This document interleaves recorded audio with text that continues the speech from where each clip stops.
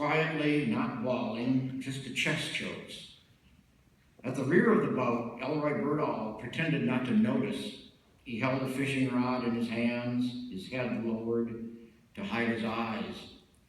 He kept humming a soft, monotonous little tune. Everywhere, it seemed, in the trees, in the water, in the sky, a great worldwide sadness came pressing down on me. A crushing sorrow.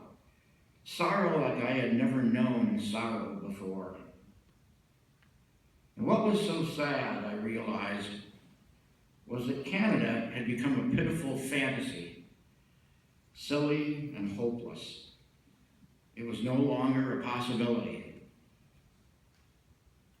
Right then, with the shore so close, I understood that I would not do what I should do. I would not swim away from my hometown and my country and my life. I would not be brave.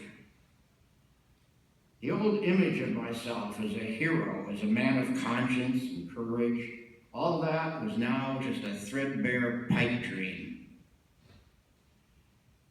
Bobbing there on the rainy river, looking back at the Minnesota shore, I felt a sudden swell of helplessness come over me, a drowning sensation, as if I had toppled overboard and was being swept away by the silver waves. Chunks of my own history flashed by. I saw a 7-year-old boy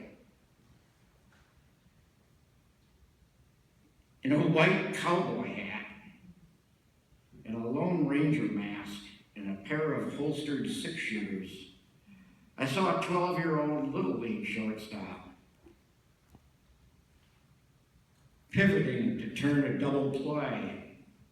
I saw a 16-year-old kid decked out for his first prom, looking spiffy in a white tux and a black bow tie, his hair cut short and flat, his shoes freshly shined. My whole life seemed to spill out into the rainy river, swirling away from me. Everything I'd ever been or ever wanted to be, it was gone. I couldn't get my breath. I couldn't stay afloat. I couldn't tell which way to swim. Hallucination, I suppose, but it was as real as anything I would ever feel. I saw my parents calling to me from the far shoreline. I saw my brother and sister, all the townsfolk, the mayor, the Chamber of Commerce, all my old teachers and girlfriends and high school buddies, like some weird sporting event. Everybody screaming from the sidelines, rooting me on. A loud stadium roar, hot dogs, popcorn, stadium smells, stadium heat. A squad of cheerleaders did cartwheels along the banks of the rainy river. They had megaphones and pom-poms and smooth brown thighs. The crowd swayed left and right. A marching band played fight songs.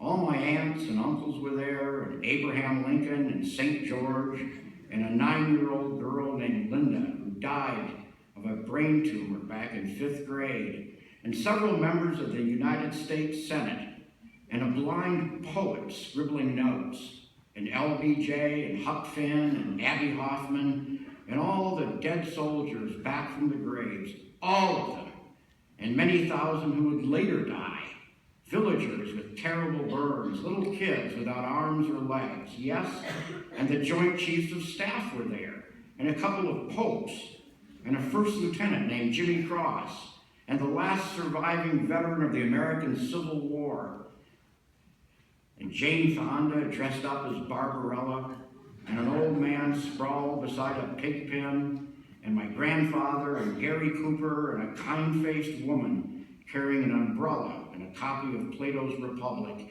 and a million ferocious citizens waving flags of all shapes and all colors, people in hard hats, people in headbands. They were all whooping and chanting and urging me toward one shore or another.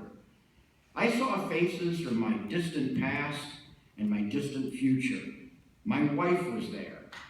My unborn daughter waved at me, and my 2 sons hopped up and down, and a a drill sergeant named Blyton sneered and shot up a finger and shook his head.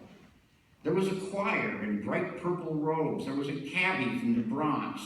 There was a slim young man I would one day kill with a hand grenade along a red clay trail outside the village of Mickey.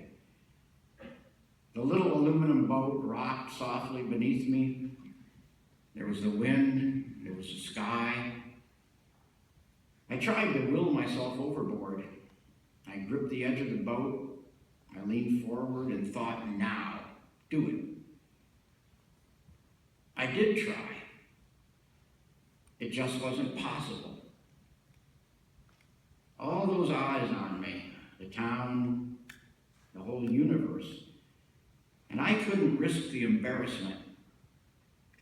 It was as if there had been an audience to my life, that swirl of faces along the rainy river. And in my head, I could hear people screaming at me.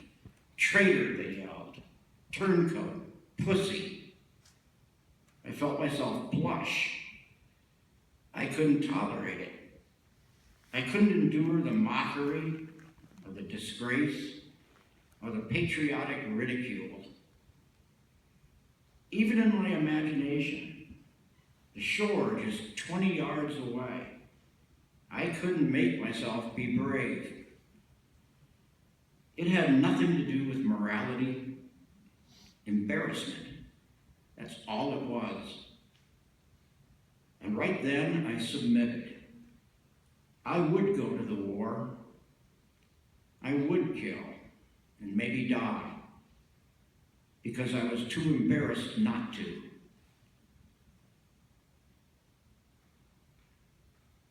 That was the sad thing. And so I sat in the bow of the boat and I cried. It was loud now. Loud, hard crying. Elroy Birdall remained quiet.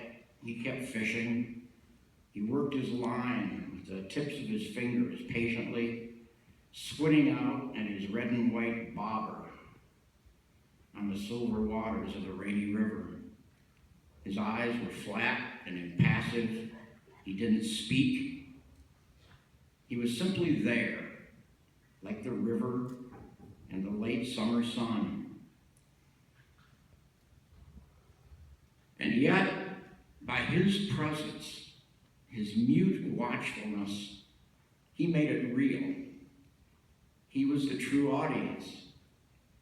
He was a witness, like God or like the gods, who look on in absolute silence as we live our lives,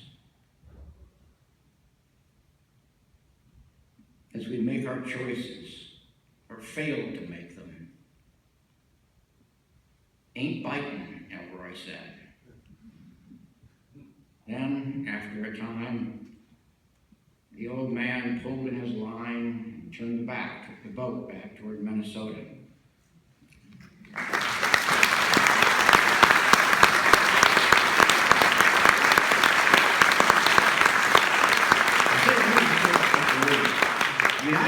That is fiction. That did not happen to me. No Elroy, no Tip Top Live, never seen the rainy river in my life. But it still, as you can tell, made me tear up. That it's not true in a literal sense. I know Steve's going to go there in a minute, so I'm sort of getting there fast. But it's true in an emotional sense. These were the emotions I really felt in the summer of 1968. The war going on and a 20-year-old body that was being told to go to that war. The surface is invented, but the emotions are right from my own life.